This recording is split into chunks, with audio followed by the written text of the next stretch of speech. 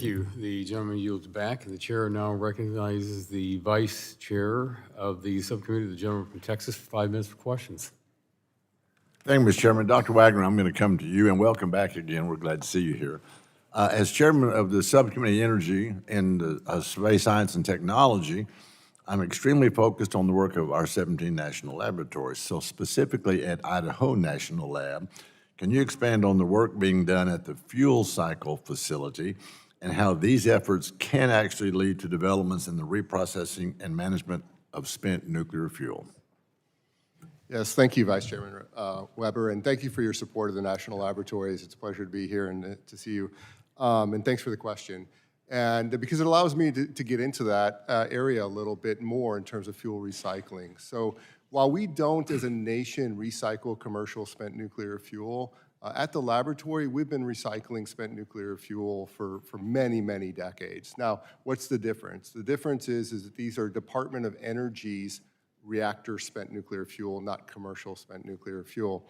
And so that's been our focus. And so at the fuel conditioning facility that you referred to, what we're doing there is we are recycling spent experimental breeder reactor 2 fuel, so back from the 90s and prior. This is high enriched uranium, so this is actually very valuable material. And so what we do there is we separate the uranium from the remainder of the material, and so that what we end up with is high enriched uranium. We downblend that with natural uranium to below 20 weight percent, something called high assay low enriched uranium, or HALEU, which you hear about from time to time. And why is that important? One, it turns a waste product into a valuable commodity for advanced reactor testing and demonstration. And specifically, part of that material is going to be fabricated at the Materials and Fuels Complex at the laboratory for Oklo's first reactor demonstration on our site. When we're done recycling all of the material from EBR2, we will result in nearly 10 metric tons of high-assay LEU. Given that we don't currently generate significant quantities of high-assay LEU in this country, although we're working to change that, this is really important material for testing new reactors. Thanks for that. There is some companies out there. Are you familiar with the Curio company, one that is working on reprocessing all this stuff, even on a global scale? So we want to make sure that, that we hit the market with it. We'll have companies and be able to work on that. Are you familiar?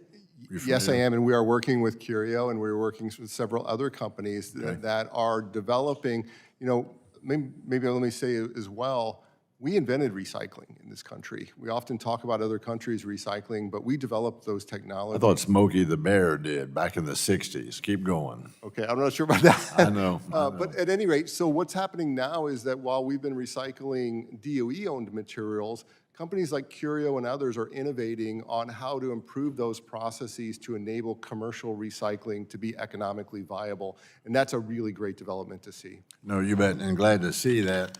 Ms. Korshak, I'm going to come to you. Within President Trump's recent executive orders focused on nuclear energy, a national goal was set to have 10 new large nuclear reactors under construction by 2030 and to expand U.S. nuclear energy capacity from approximately 100 gigawatts today to 400 gigawatts by 2050. While the administration has indicated that advanced reactors, including Generation 3 plus reactors, like small modular reactors, SMRs, excuse me, will be critical in reaching these goals, no national target for deployment for this reactor technology has been established. What can Congress do to set a level playing field to make that happen? Well, they set the goal to quadruple, so I guess that's really the target that we're going after that was sent in the executive orders. I think, as you all know, I think deployment is going to be challenging, but through all of the testimony that you've heard today, you can appreciate that we're laying the groundwork for large-scale deployment, and I think we will have significant deployment in the 2030s and 2040s.